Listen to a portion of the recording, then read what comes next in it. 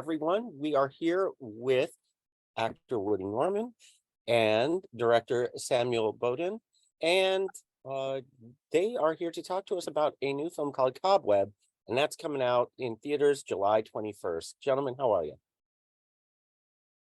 Pretty fine. Excellent. Excellent.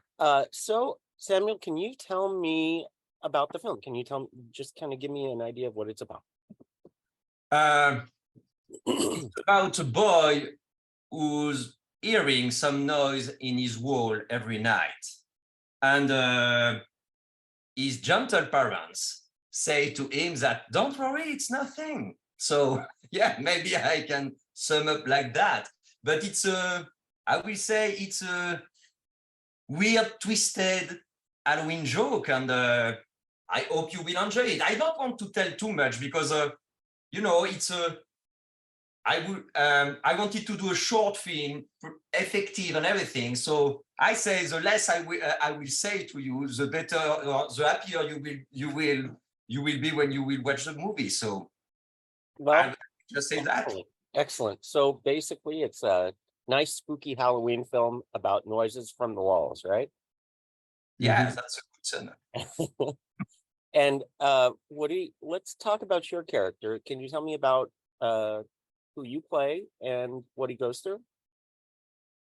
Well, I think my character, Peter, is a sheltered but very curious child of two, lying parents. And obviously he starts to hear the taps in the walls. And that kind of starts to peel back every layer of his life until it's all been ripped wide open and he actually sees what's happening. Now, Samuel, what really made you want to jump in on this project as a director? How did you become involved? I think it was the script, really, at the first time.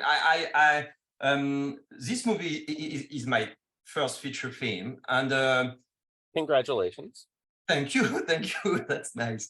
And it's also the first thing I shot that I didn't write. It was my first command. So the thing that happened at first was me falling in love with the script, because it was simple, it was scary, and it was twisted.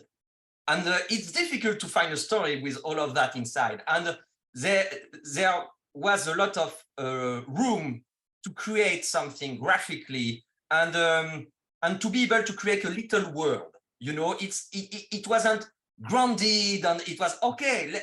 Let's dream, or let's have nightmare a little bit and imagine some weird stuff, and all of that. Say, oh my God, we have something to tell with that simple story. And Chris Devlin writes something very clear and lean and playful. So really, it was the script.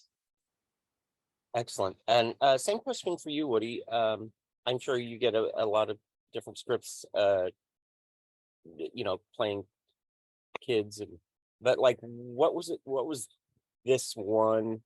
What jumped out at you about this particular script? I think what kind of stuck out to me with this script was how effective it was with how kind of simple the plot was. But it didn't just, like, once you stop reading the script, that was it. It wasn't that. It was kind of like you had to think about or rethink about what you were thinking while reading it. I don't think a lot of scripts do that, and I think that's what made it really special. Excellent.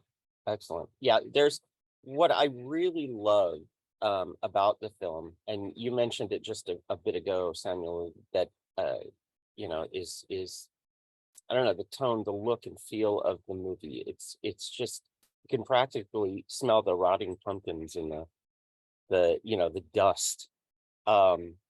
So how big, you guys are in Europe, right?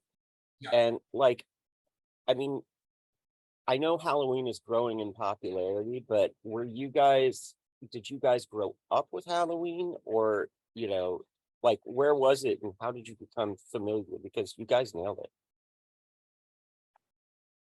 Please, Woody, start. Yeah, I grew up absolutely loving it, but it wasn't the biggest thing in London. Mhm, Like it was big, but it wasn't like how it is in America, obviously. mhm. Like maybe 2/3 of the houses do it. Yeah, But I grew up the day after Halloween thinking about next Halloween. good kid. But like, as I've gotten older, I've kind of you know, fallen out of it, but I still have really fond memories of it. Mhm. So I mean, so you basically you had an idea, you know. Yeah. Yeah, excellent. What about you, Samuel? But for me, it's very different because, I am French. And in What? France, yeah, yeah, absolutely. And sorry about my English, I do what I can. You're fine. You're fine.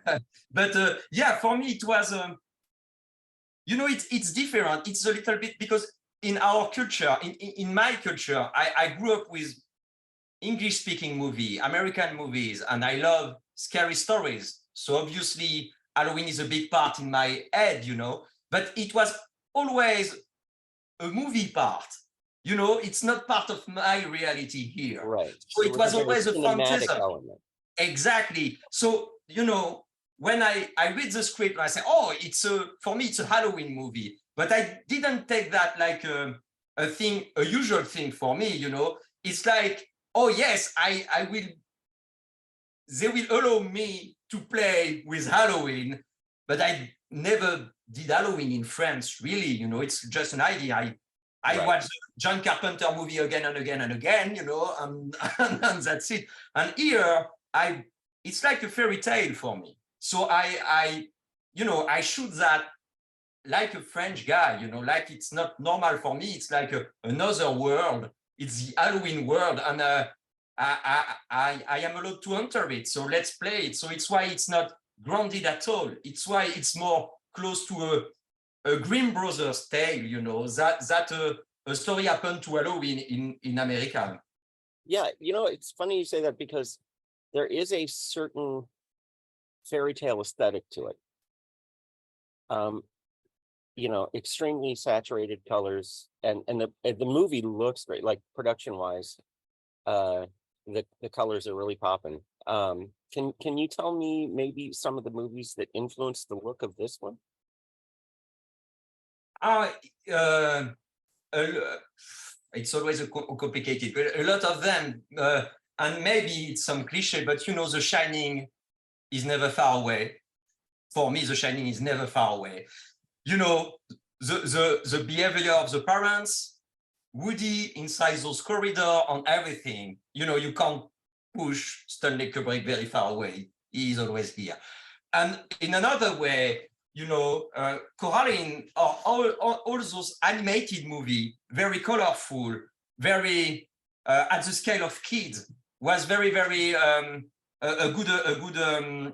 good food for me. I really, really take that. So in my head, it was how we can marry all those feelings and those ideas in a little creepy horror movie. How we can build our bubble with snow, and inside that there is our movie, and say our house, our pumpkin patch. So yeah, we can talk about Coraline, and another way. Yes, The Shining, and even Wes Anderson is not far. Mhm. All the flat shot and the color and everything. So yeah, those are some references. Incidentally, you've got if you haven't yet, you need to see The Shining on the big screen because it's a different beast. It's ridiculous. It's terrifying. So Woody, were you a fan of horror films? Did your parents allow you to watch horror? I mean, like me, I grew up watching all kinds of stuff, but I mean, were you a fan of the genre? And if so, what were some of the things you loved? I think I've always been looking to scare myself. So at the time I was just getting into horror films. Like I had seen the really base level films, like I'd seen The Shining, I had seen, the really tip of the iceberg. Mhm. But now I'm kind of delving into lower levels, or at least I'm trying to. But it's hard to, like, a lot of the films aren't on Netflix, so you kind of got to start going on Amazon Prime and stuff like that. Yeah. Well, But Netflix doesn't have the best selection of horror. You need to go on to like Amazon and stuff like that. So, but you know, you should definitely try out Trick or Treat, The Haunting from 1963. Those are a lot of fun movies. And Samuel, what about you? What are some of your favorite horror films? Yeah, we talk about The Shining, I think, but I think, what, Hereditary made something to me. I think in our modern years, I think maybe it was the first. I love when, in a horror movie, I think in a horror movie, it has to have something in the middle that suddenly happen and you can't accept it. Sometimes it's a behavior, sometimes it's an event, sometimes in The Shining is the fact that the father wants to kill his kid. In The Exorcist is that that genuine girl suddenly is possessed with the worst thing ever, and it's not so unfair. And in Hereditary, what is in the middle of it was totally unacceptable for me. And I was like, he can't go further in his movie. It's finished, how you undid. And I think Hereditary makes something to me. And another way, I love what Dario Argento did. Suspiria is one of my favorite movies, and I watch that one every 3 months. I have to see Suspiria and The Shining again. And in another part, The Exorcist is something that we never be able to do again. This kind of horror in a real grounded reality with all the medic thing, and so yes, it's a cliche. It's really old classic, but I love them a lot. Yeah, most definitely. So yes, Woody, check out The Exorcist 2. The first one, not The Exorcist Part 2. Don't skip that one. But well, gentlemen, thank you so much for your time.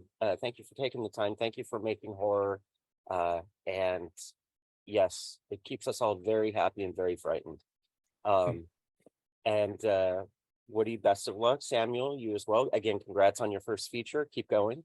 Everyone, Cobweb comes out in theaters July 21st from Lionsgate, and you should definitely check it out. Thank you so much for stopping by. Thank you. All right, bye, guys.